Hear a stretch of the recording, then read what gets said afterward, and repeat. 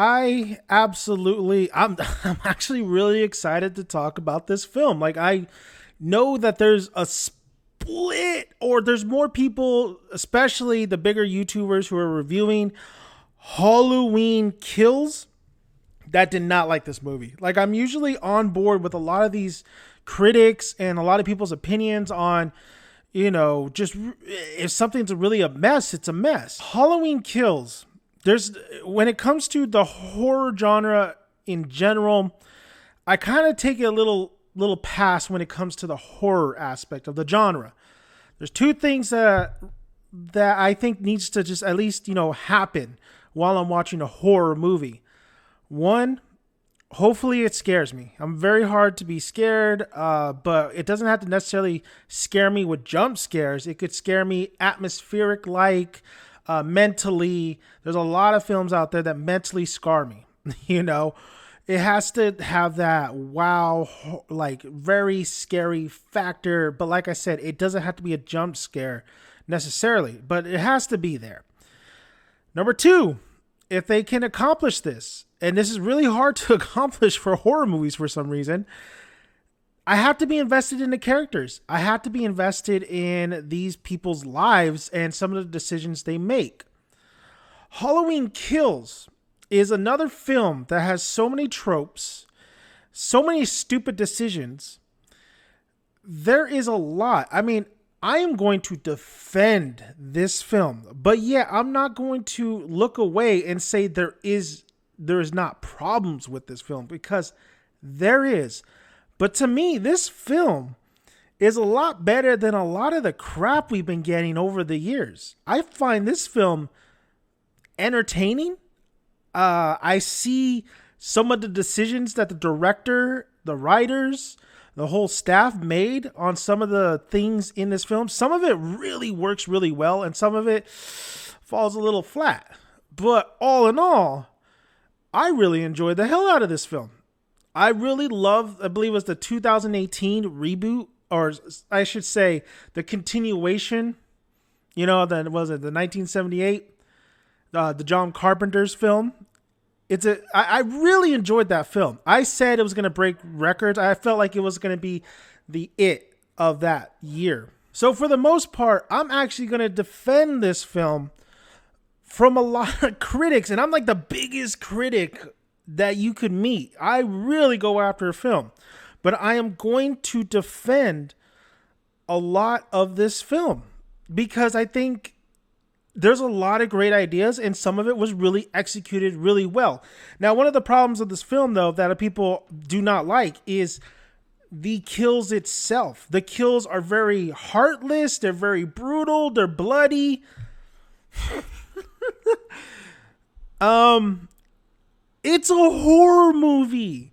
I'm not saying that all horror movies have to be full of blood, Saw-like mentality, people's arms getting chopped off, heads getting bashed. I'm not saying horror has to be that way. There are PG-13 films that are able to present the same message in a different kind of light. But guys, it is a horror movie. Michael Myers is a psycho. I mean, they say evil so many times in this film. That was one thing I was like, okay, calm down with the evil dies tonight thing. But he's a psychopath. There is, like they say in the film, he murdered his sister. He really is just a combination of the dude loves to murder people. He loves to kill. He is a big ass man who still has a 6-year-old mentality for some reason. He's in the lines. He's in the same breath as Richie Ramirez, as Jeffrey Dahmer, except he's not eating people, but he's still creating, like he's doing brutal kills. That is horror. That is definitely early horror movies. You think Jason Voorhees is not doing, like, he is known for his kills. Freddy Krueger has unique kills. So I don't understand when people are absolutely just baffled by the violence in this film. Michael Myers does this. He is known for this brutality. It's just now we have enough of the effects. Now we could do more, and we could showcase that, yeah, people are dying, and death like this and people getting murdered is not it's not something to see. That is, I believe that's what the director and what the people who are involved in this is trying to showcase you. That there's a reason why he's killing innocent. It doesn't matter who you are. You could be a dick, you could be a good person, you are going to die. He does not care. That is the whole point. You have firefighters trying to rescue whoever is in that burning house. Guess what? Michael doesn't care. Michael doesn't care if you're a mad woman, good or bad. He will destroy you. Destroy. He will put you, he will do murders, and you don't want, you just want to look away. You're your stomach sinks because you're like, oh my God, please. And I love how the firefighters were getting ready to like bash on Michael. Like they knew like, oh, we need to armor up here. We need to get whatever we have. The hose hitting Michael, I think a lot of people don't realize that that's a hose. That's a fire hose hitting a guy. And that fire hose has so much pressure, and it's not even moving Michael. The deaths in this film are so brutal, yet it made me felt something for the characters, even though a lot of them were stupid. The decisions they made are the decisions that, once again, the trope of horror that dumb horror characters make. But I had the sense of feeling something, and that's what I want my horror films for me to do. When they don't have to be the most smartest characters or even well-written characters. You have to make me feel something for these characters, and I felt something for a lot of these deaths. The fighters' deaths really got to me. I was like, damn, bro, like these guys, and then just them trying to do their job, just normal people. And I gotta say, the casting in here was great. The casting, they all did their part. They all did a good job. Of course, Jamie Lee Curtis. You need, Judy. Was it Judy Greer, who plays her daughter? Like, and then even the character Allison was great. Like everybody did their job from the first film coming on to this one. But the people that came back, and it was a delight to have characters return from the original, but I felt like they didn't waste them. I felt like they were used properly. And a lot of the casting in here, they really felt like real people living in this town. And they all were good actors. They all did what they needed to do. And I felt something for some of these actors. Tommy coming back, I really felt for Tommy.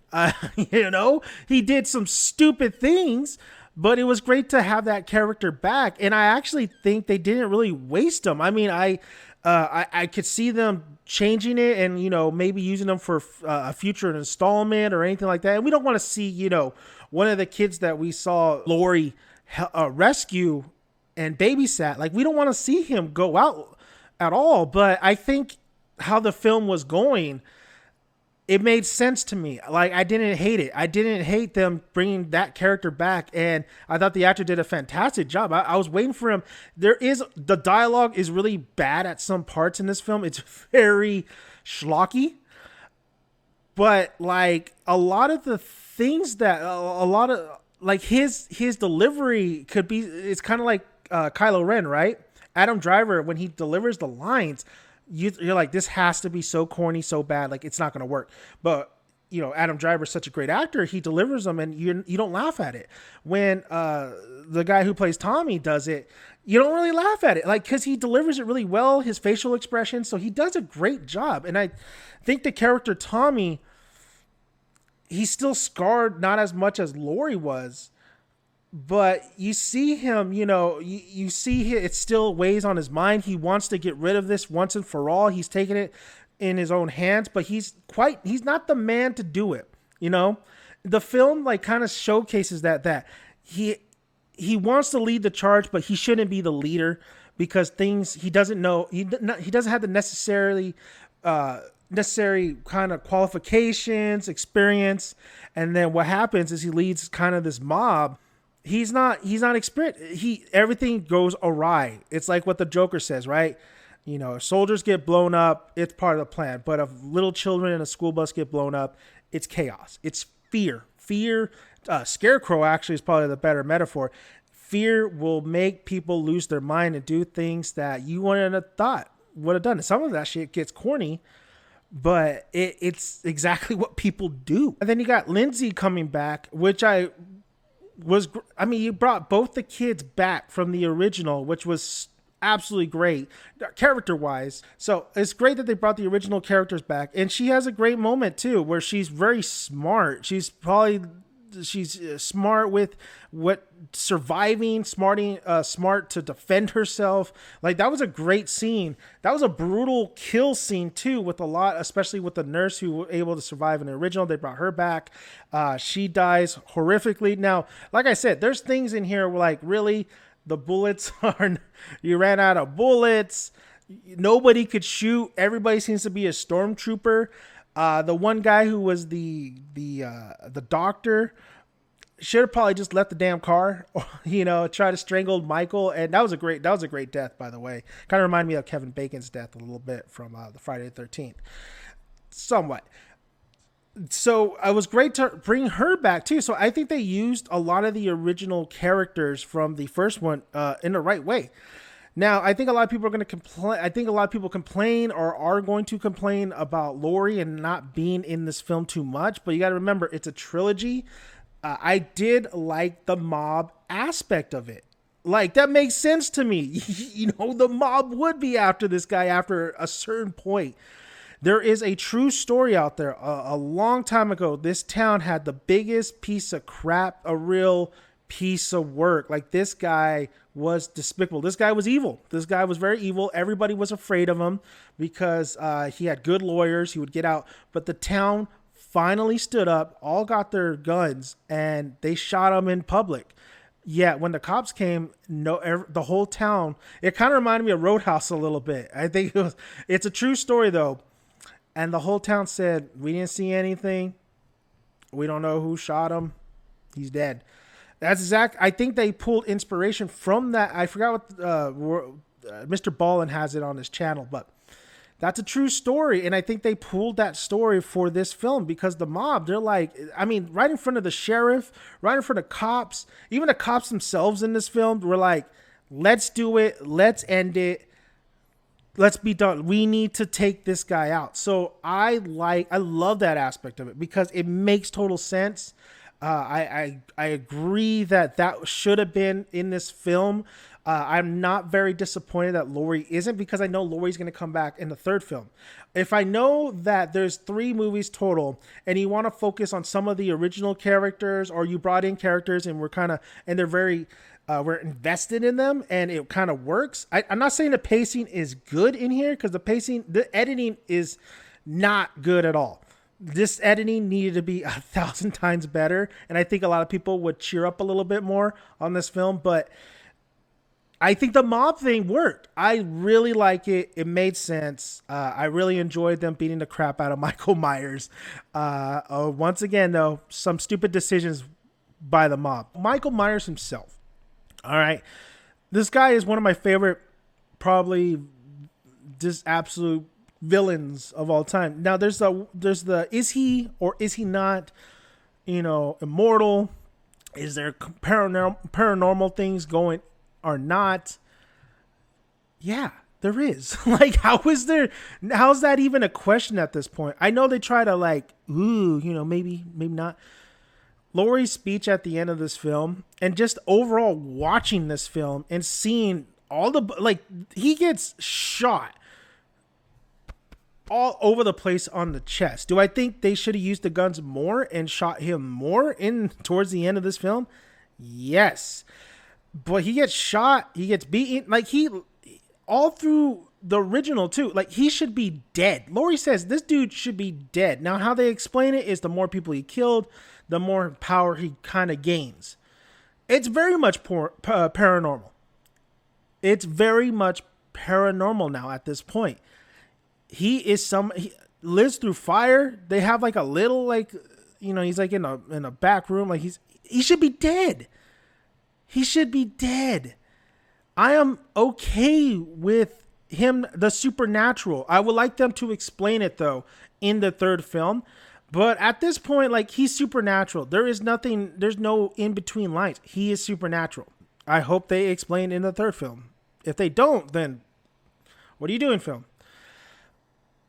All fine with that. That makes sense to me. I like it. Keep it in there. So some of the kills that really got to me, though, was Allison's boyfriend.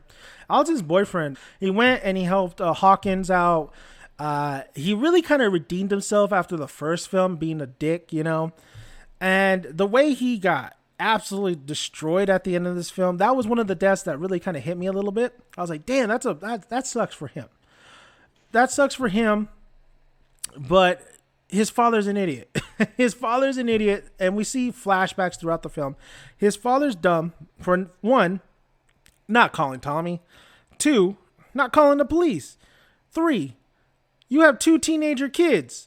You think they're going to sit in the car? Like, I sound like Ron Swanson, because Ron Swanson would give him this lecture. Very dumb. Very, very stupid. I also do like how they brought Brackett back. Oh, poor Brackett, man. I remember that. Yeah, I remember that original. Man, that death was very brutal. Little John, Big John. I think it was Big John that got it really bad. And then Little John, he kind of off camera, but then we see his body again. The one death that was, yeah, it was definitely excessive, but it was a great, the camera work on it. I think some of the camera work in this film was beautiful. There's one particular shot as well where Lindsay is like laying low and she's by the river, I believe, by the tree, and Michael is over there on the side, and it's just this nice wide shot. Great camera work. There's when the sheriff is interrogating, I believe, Karen, and I believe it was Karen. Or it was Lori, one of the two. And you just see his reflection in the mirror while you see a little bit of his body right there. That great shots. I mean, great work. And then these 2 deaths, it was the elderly couple, like in the very beginning. And the guy got it bad.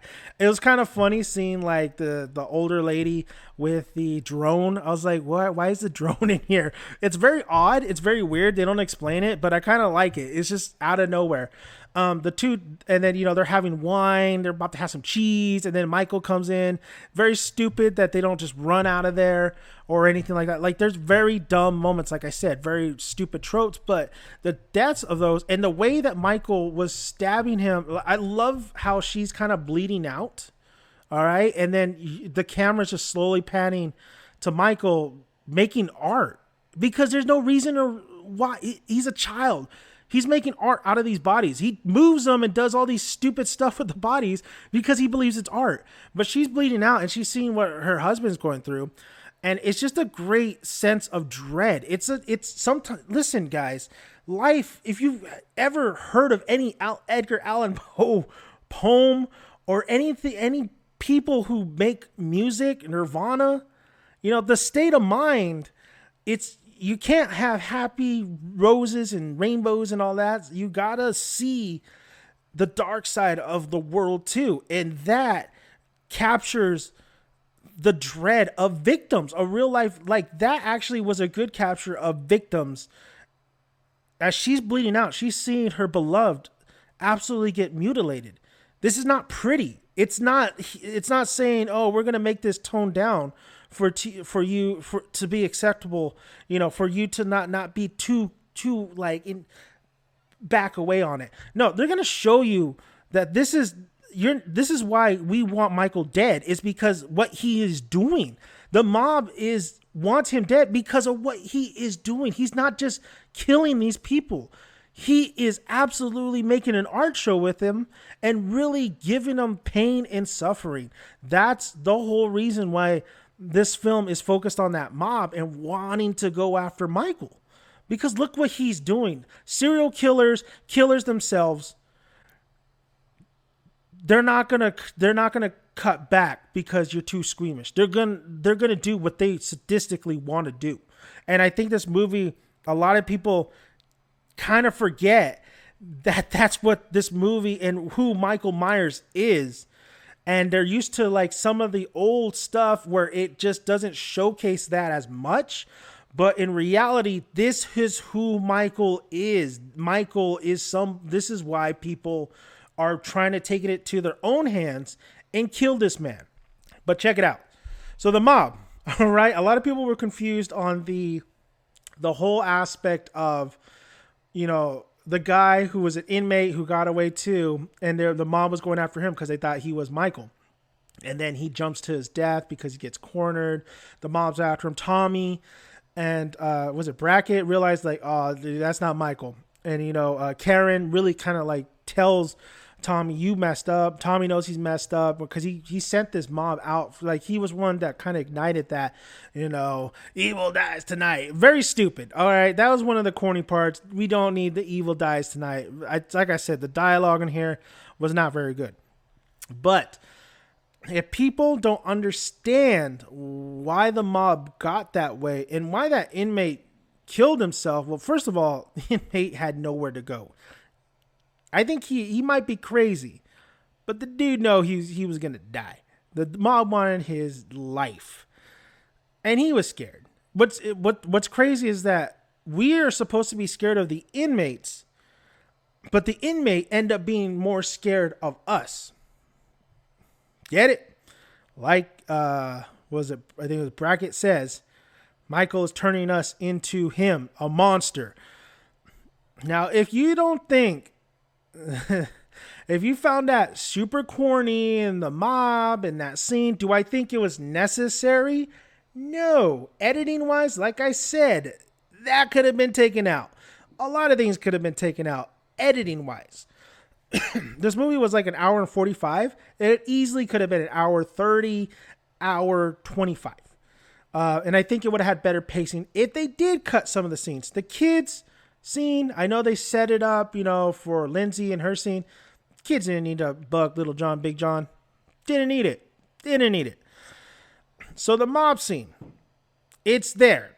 It's here. I didn't have a problem with it. I did think you could take it out, but what it was, I understood that basically they're trying to tell you a message. If you think that was a corny scene and you think that wasn't believable, I want you guys to think about this.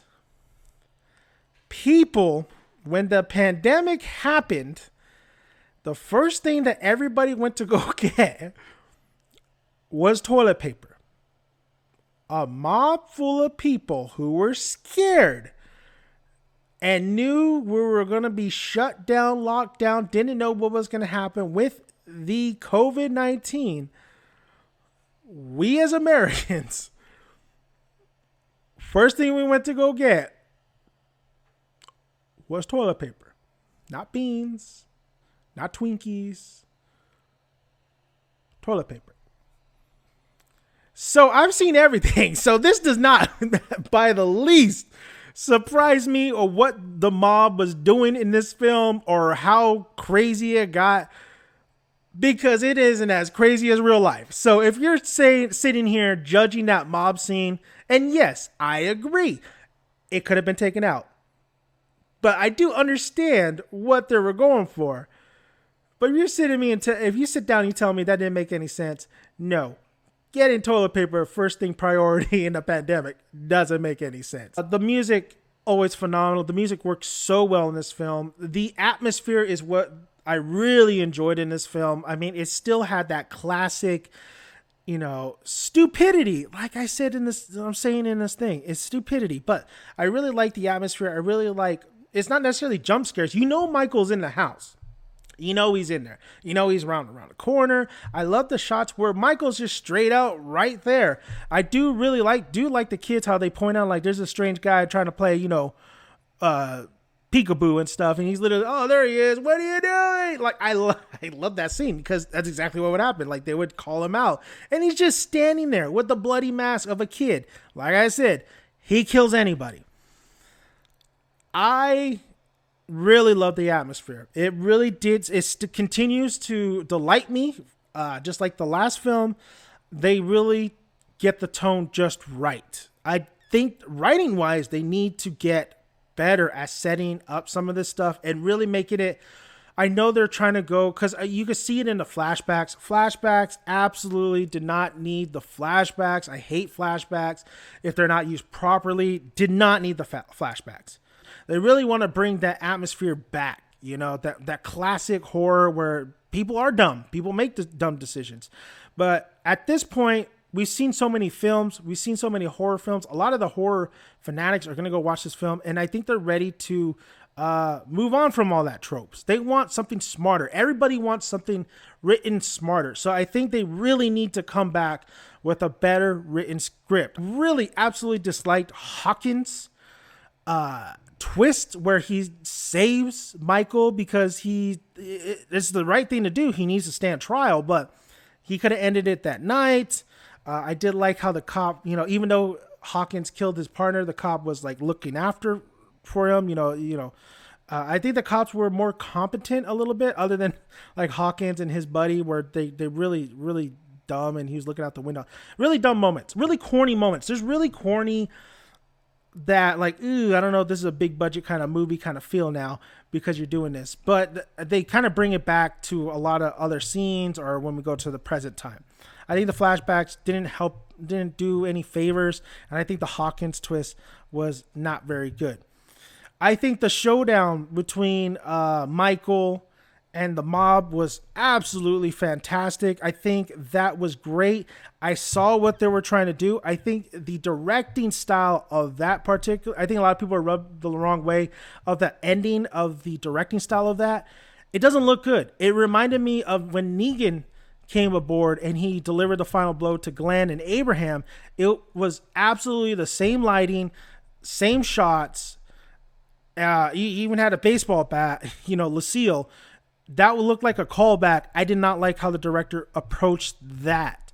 Editing, I do like the fact that Michael, came back and just whooped on everybody, but I do not appreciate the fact that nobody did the double tap on Michael. This is, I guess nobody saw Zombieland. You got to finish him off. It's another trope, like I said. Editing wise, directing wise on that particular scene, absolutely could have been better. Karen's death. A lot of people are confused because it felt like a dream sequence. She's dead. They're doing a 4-year time skip. She's dead. When they do a time skip, that's pretty much confirming she's dead. I 99.9% believe she's dead. That was a callback to Psycho. You could totally tell with a little mix of the Walking Dead a little bit. Didn't work. Didn't like the shots. Didn't like the execution.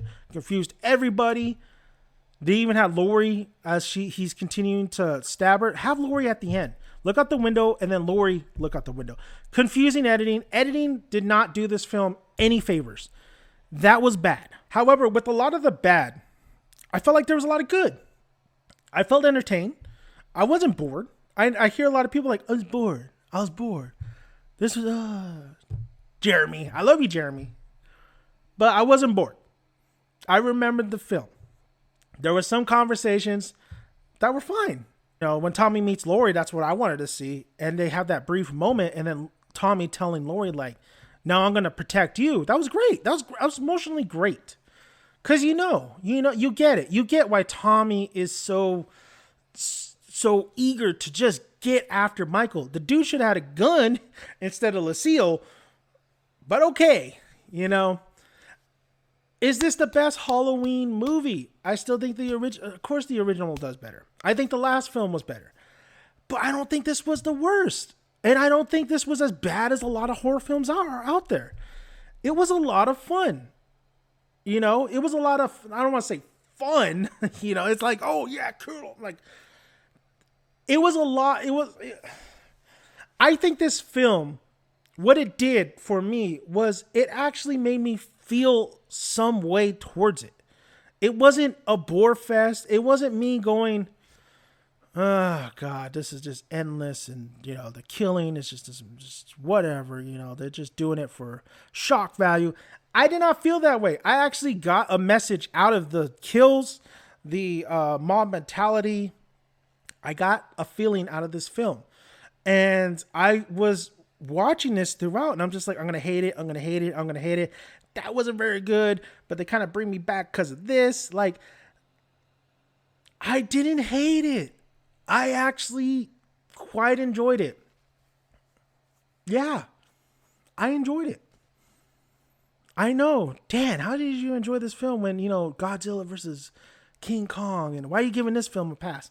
I'm giving horror genre a pass because all it has to do is two things, and it nailed one of them.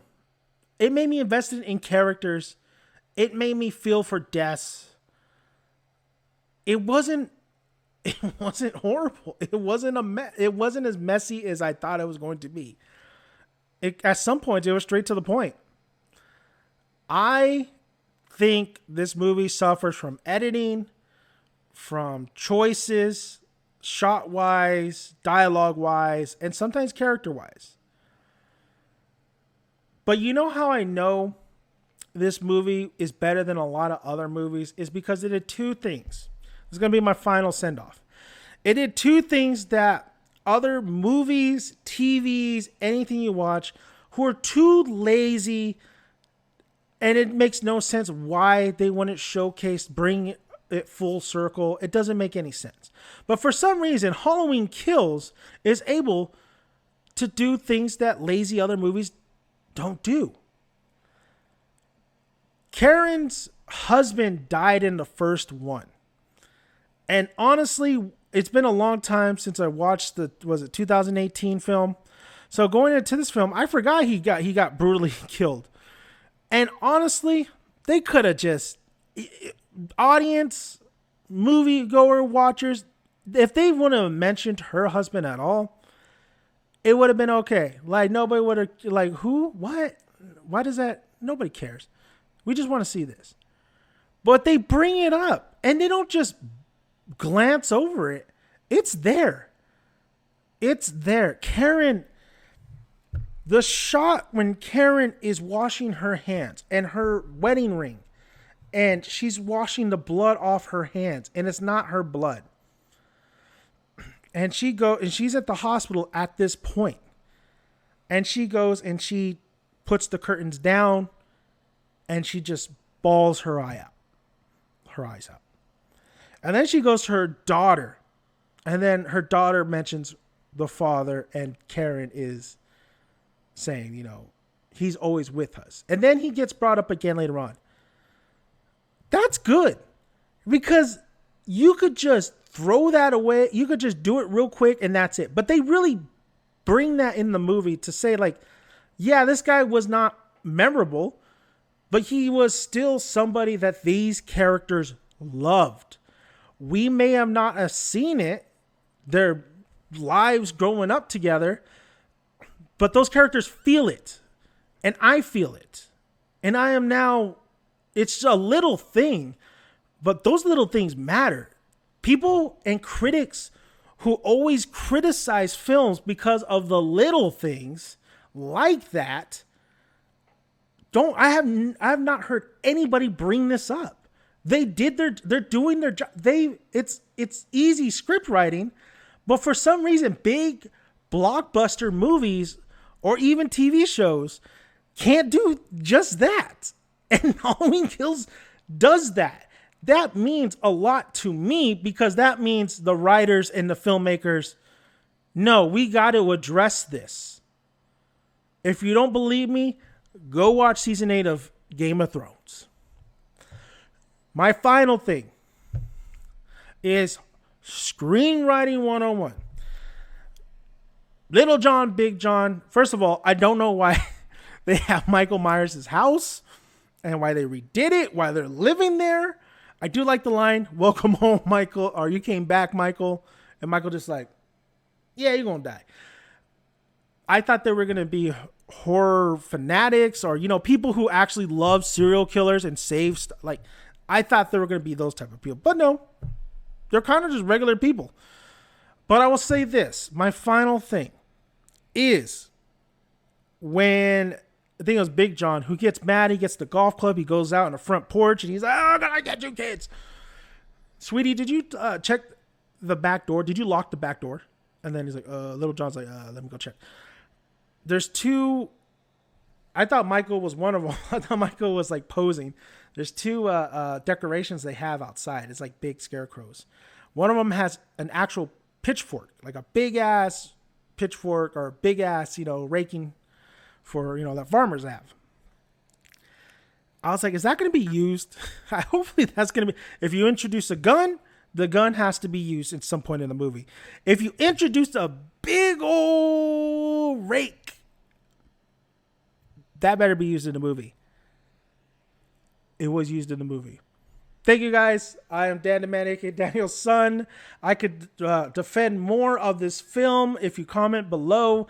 I would love to go chit chat with you guys. I know a lot of people did not like this movie. I enjoyed the movie. I know, surprisingly, right? So please subscribe to this channel. There's more reviews on the way. There's also awesome stuff on the channel. Anime, TV, movies, you name it, I got it. Sports as well. Be sure to also push the thumbs up because that helps the channel greatly. And I would really, please, guys, I would really appreciate that. And then also hit the bell icon if you want to be notified for more videos that come out on this channel. So that's aka me defending and me reviewing Halloween Kills. And comment below and let's have words. Maybe good words, maybe bad words. I don't know. As long as everybody has an opinion, I look forward to hearing your guys. So I'm Dan Megadeth, son. Like I always say, grab a tick, grab a seat. Make sure you got some good popcorn to eat. I'll see you at the cinema, guys.